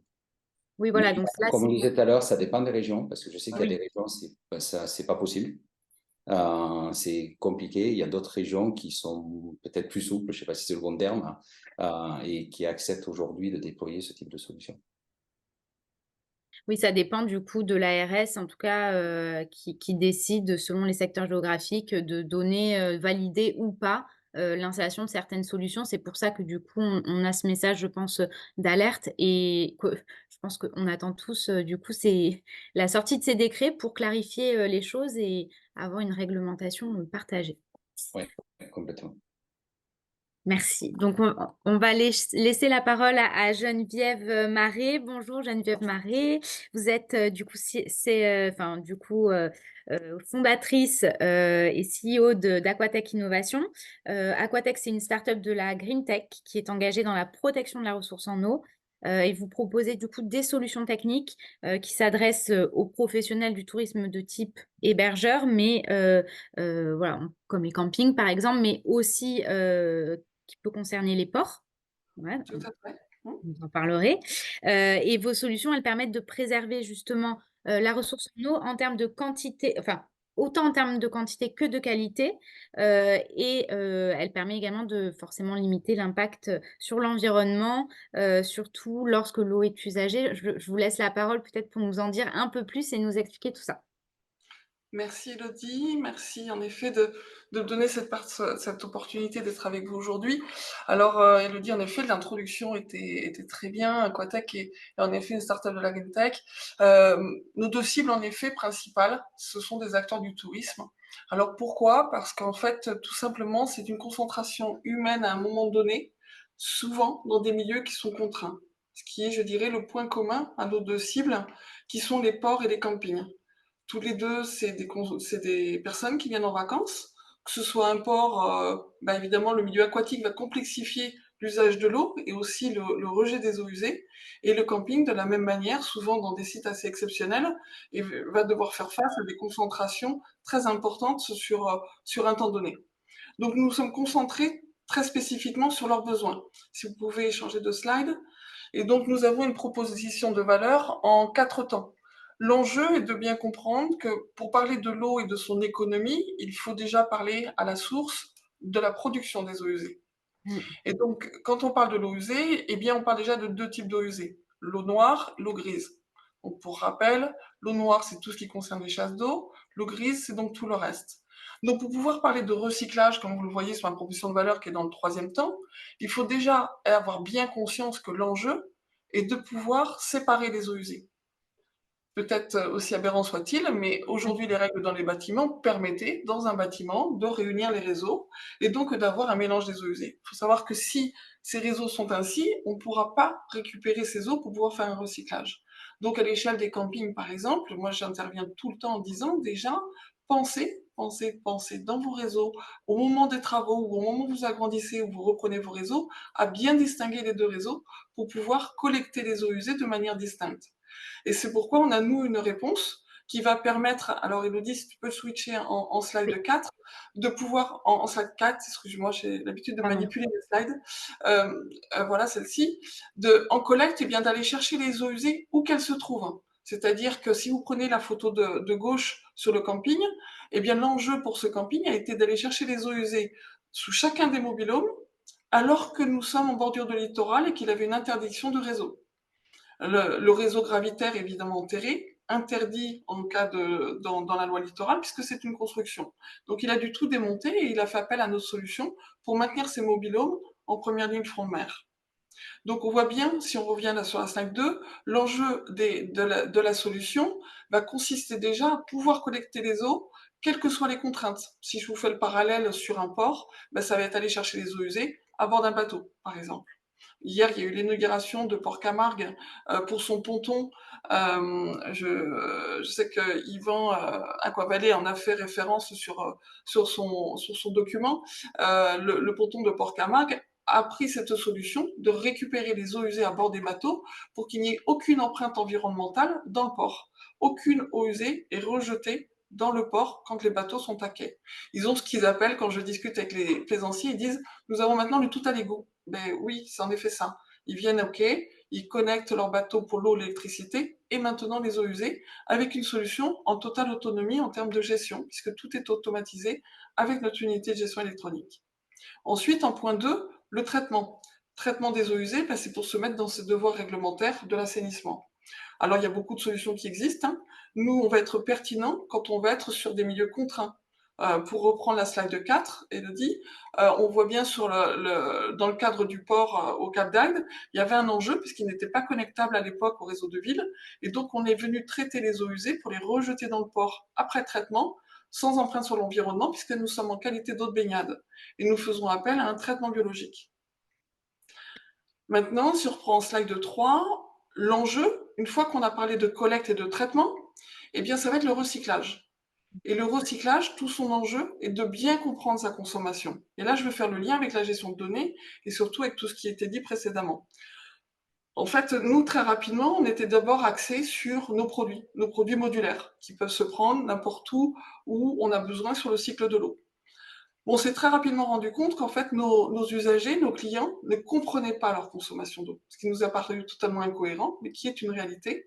Donc, c'est là où, en fait, notre propre service de développement informatique que nous avons en interne, où en fait, on développe notre propre unité de gestion électronique pour tous les outils que je vous ai parlé au niveau collecte, traitement, et ceux que je vais vous présenter du recyclage, eh bien, on est venu apporter une solution complémentaire qui est sur la gestion de la donnée.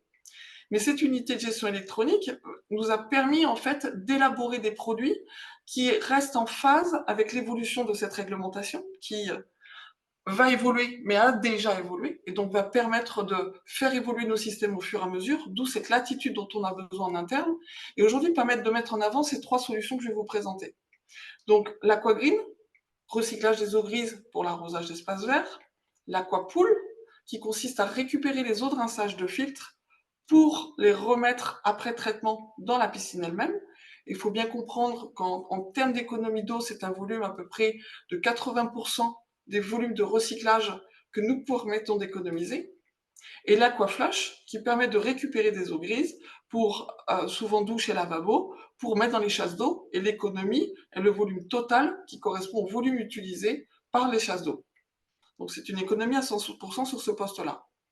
Et donc tout l'enjeu ensuite avec la gestion de données va être, en slide 6, d'apporter le pilotage et des solutions qui vont permettre à un camping d'avoir un outil de pilotage.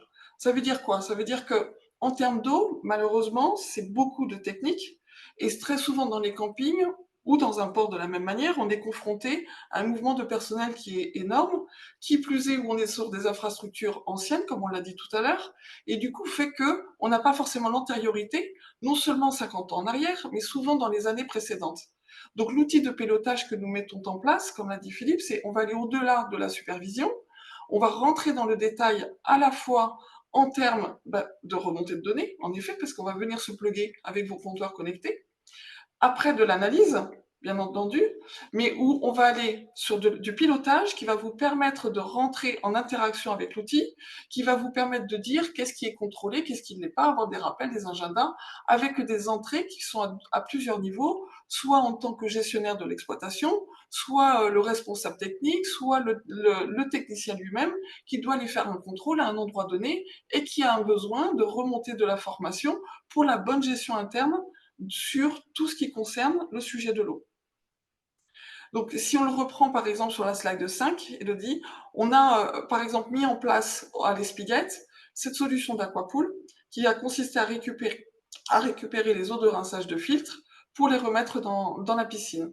Et l'AquaGreen qui lui est installé à Palavas pour arroser des espaces verts sur la solution dont je vous ai présenté tout à l'heure avec l'AquaCollect qui permet de récupérer toutes les eaux usées du camping.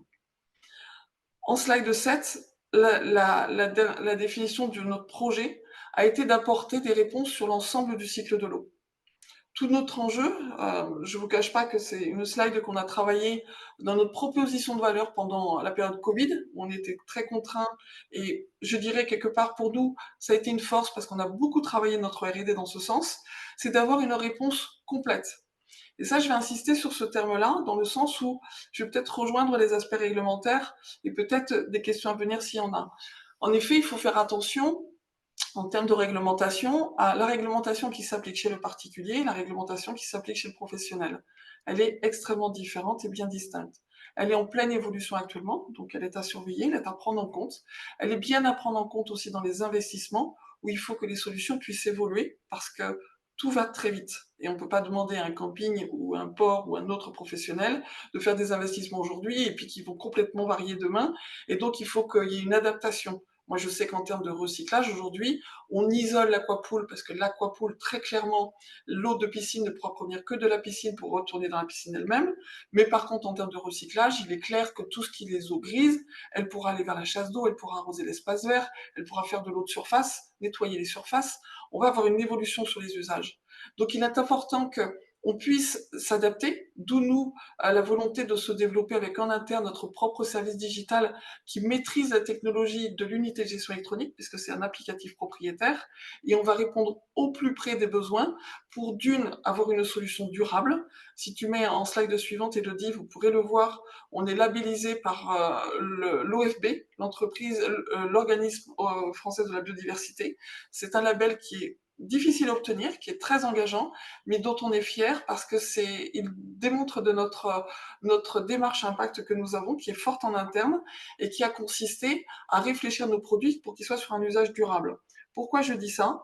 Parce qu'en fait, quand on parle de l'eau, on parle d'énormément de filtres. Et j'alerte sur les consommables qui, d'une solution à une autre, va faire appel à beaucoup de consommables. Donc attention, point de vigilance. Quand on regarde une solution, toujours la regarder avec ce spectre-là pour qu'au moment de l'achat, il n'y ait pas une déception sur le long terme à l'usage.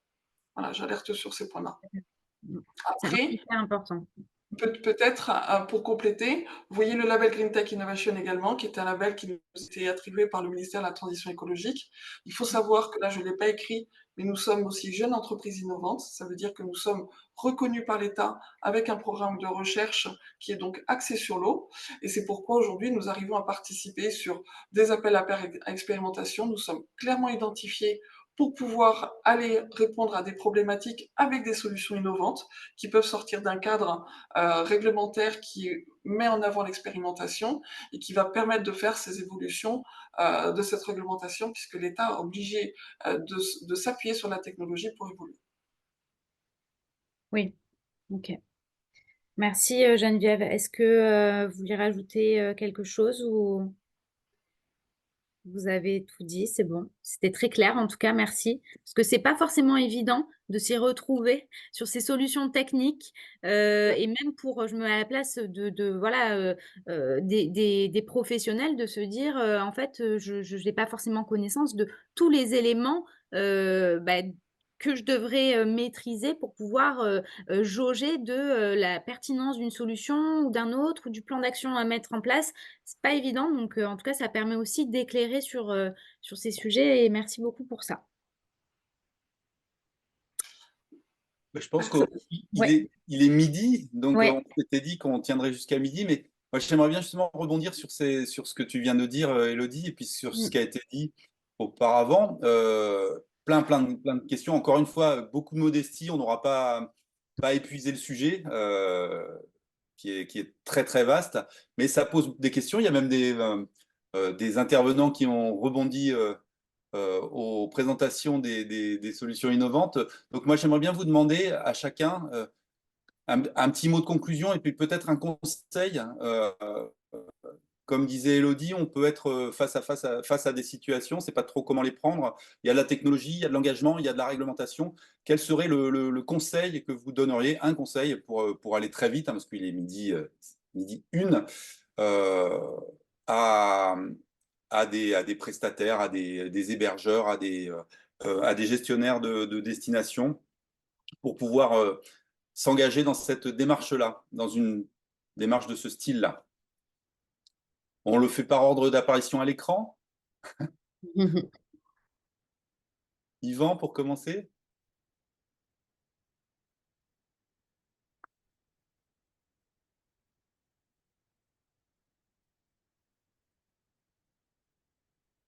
Oui, écoutez,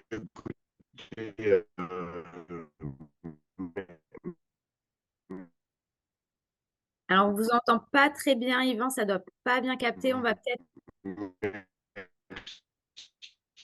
beaucoup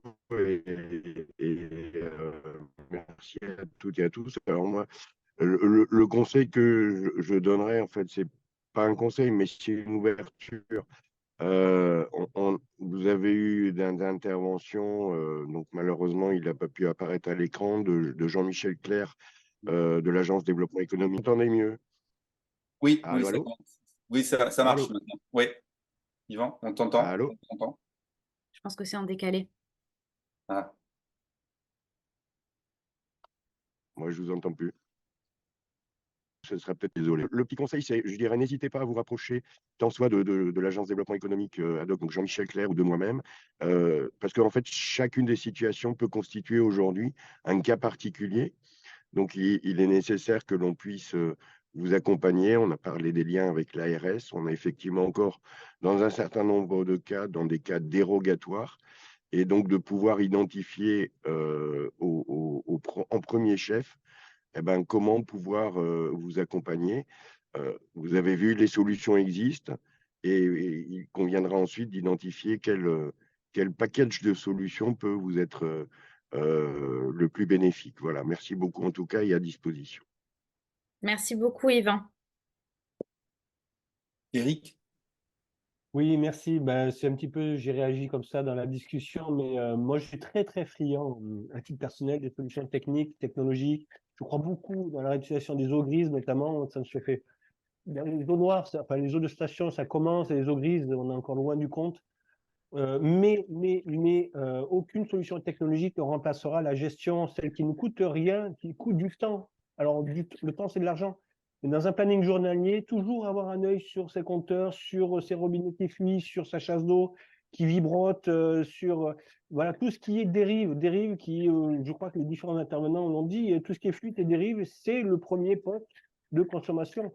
Et c'est ce poste-là sur lequel on peut agir tout de suite. Le BABA, c'est d'ailleurs tout de suite avec de la gestion et de la vigilance. Après, on peut passer à des solutions techniques et technologiques qui demandent un investissement et que peut-être la machine fera à la place de l'homme, mais il y aura toujours besoin de commencer par la vigilance et la gestion, ne serait-ce que de régler ces équipements. C'est un tour de manivelle sur le robinet Presto.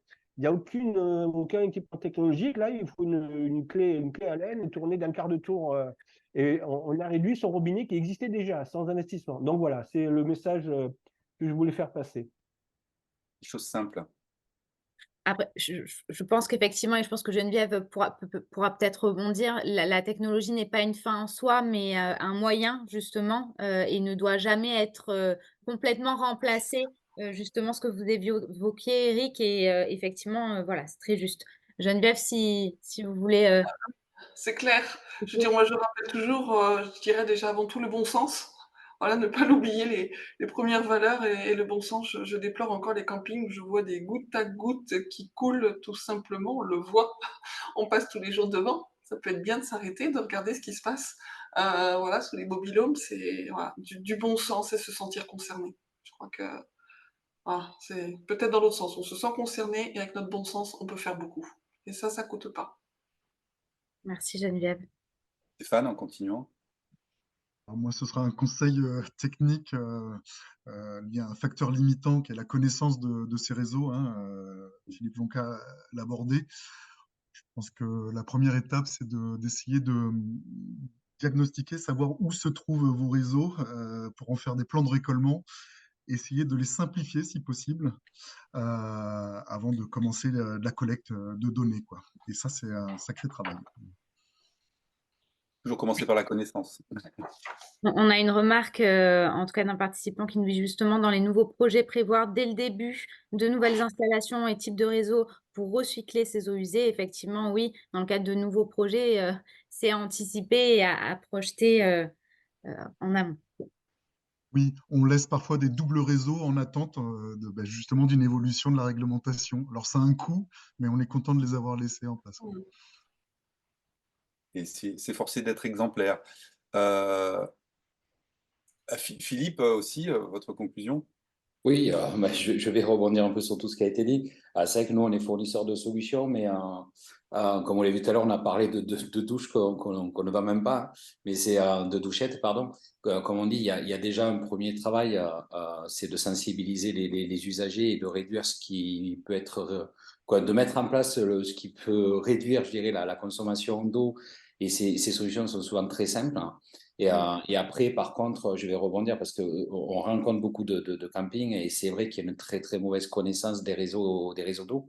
Et c'est vraiment la première étape.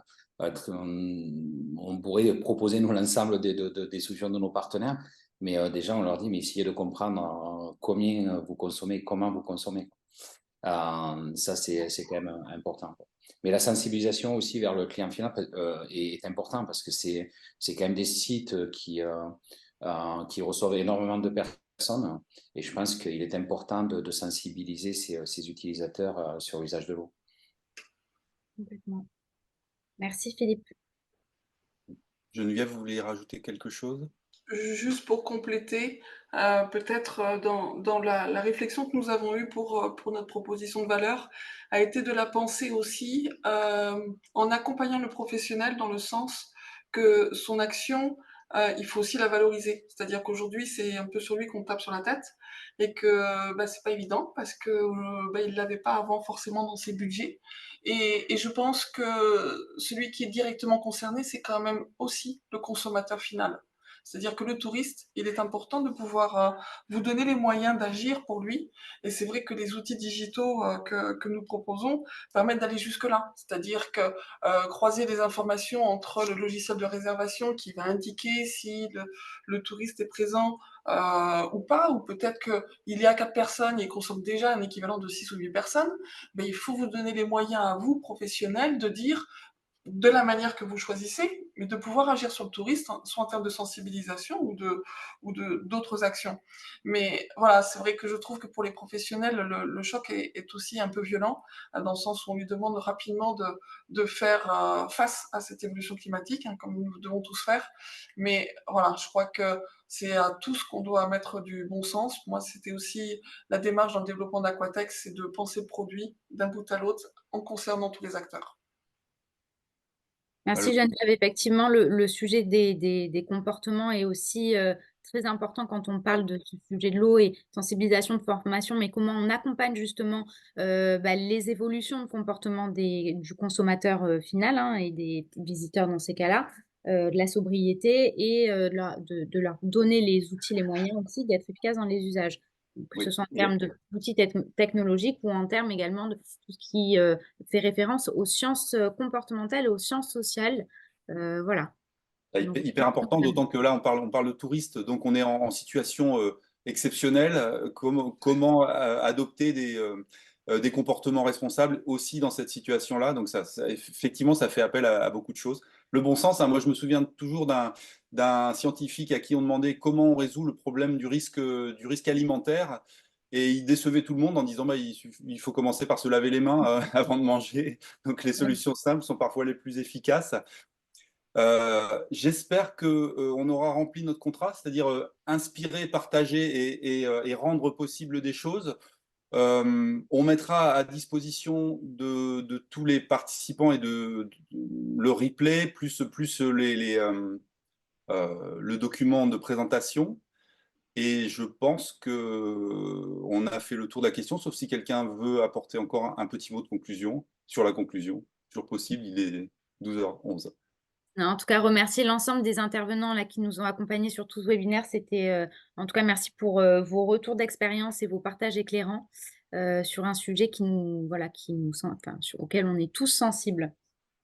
Nous, on s'est régalé en tout cas à vous écouter et on ne regrette pas le choix qui a été fait avec le sujet qui est tellement vaste qu'on a essayé de restreindre, mais bon, On partage également là, et vous l'aurez dans le support de présentation, les contacts des intervenants, en tout cas, qui ont pris part à ce webinaire. Et le mot de la fin, quelqu'un nous dit un conseil, tâchez d'être exemplaire. Et c'est vrai que ça commence par sa propre attitude à soi et s'efforcer d'être exemplaire dans ce qu'on fait pour pouvoir embarquer les autres avec nous. Voilà, je trouve que c'est une belle conclusion d'un de nos participants, de nos spectateurs. Catherine. Voilà. À très bientôt. Je pense qu'on va se quitter. Je vous souhaite un bon appétit. Merci. Bon appétit à tous. Merci beaucoup. Merci. À bientôt. Merci À encore. bientôt. Au revoir. Au revoir. Merci à vous. Au revoir.